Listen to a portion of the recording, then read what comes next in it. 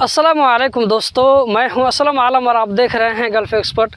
दोस्तों, इस वीडियो में आप लोगों को कतर के बारे में कुछ न्यू अपडेट शेयर करने वाला हूं, तो इस वीडियो के साथ में आखिर तक बने रहें।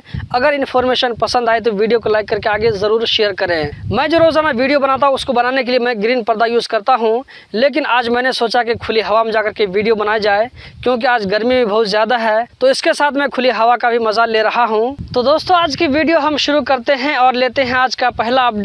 आज का पहला अपडेट अलमीरा की तरफ से है। अलमीरा ने एक कंपनी जिसका नाम जिपिन है, इसके साथ एग्रीमेंट करके एक ऐसे ब्रांच के ओपन करने का ऐलान किया है जहां पर आपको काउंटर में कैशियर मौजूद नहीं मिलेंगे। यहां पर ऐसी टेक्नोलॉजी को यूज किया जाएगा कि काउंटर पर कैशियर को रखने की जरूरत नहीं पड़ेगी।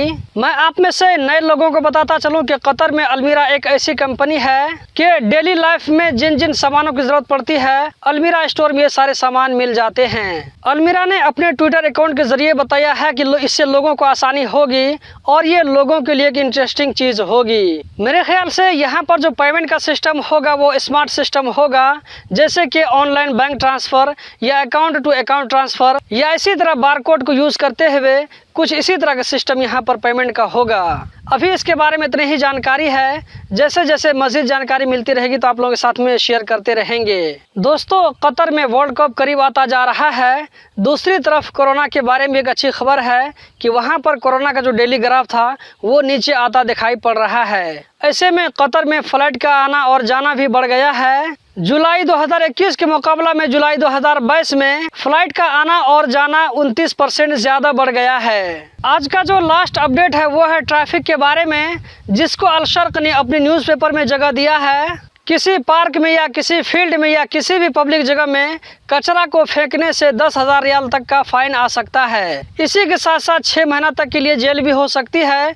इसका अगर डॉलर में हिसाब करें तो $2700 बनता है। उसके अलावा गाड़ी को उल्टी सिमत में चलाना या गाड़ी को पीछे की तरफ ले जाना, इससे भी 10,000 रियाल तक का फाइन आ सकता है। 2017 में कोर्ट की तरफ से ऐसा डिसीजन दिया जा चुका है। रेड सिग्नल को तोड़ना, जैसे मान लीजिए आप किसी सिग्नल पर मौजूद हैं, सिग्नल रेड है लेकिन उसके बावजूद भी आप अपनी गाड़ी को आगे बढ़ाते हैं, तो इससे जो कम से कम फाइन आएगा वो 6,000 रियाल और ज़्यादा से ज़्यादा जो फाइन आएगा वो 10,000 रियाल है। अगर सिग्नल तोड़ने की वजह से एक्सीडेंट हो जाता है या किसी का कुछ जानी नुकसान हो जाता है तो इसके अलावा जेल की भी सज़ा हो सकती है और फाइन तो आएगा ही। अल शर्क ने एक और अनोखे फाइन के बारे में बताया है। अगर इस वीडियो को कोई भाई सिंगापुर से देख रहा हो तो कमेंट में ज़रूर बताएं। सिंगापुर में चिंगम चबाते हुए अगर कोई पकड़ा गया तो उसके ऊपर में $1,00,000 तक का फाइन आ सकता है। सिंगापुर गवर्नमेंट की तरफ से ये रूल रखा गया है। वजह जो बताई जा रही है वो ये कि इससे सड़क और रोड गंदे होते हैं। मेरे ख्याल से ये एक अनोखा फाइन है। तो दोस्तों, यही थी आज की वीडियो। उम्मीद करता हूँ ज़रूर पसंद आई होगी।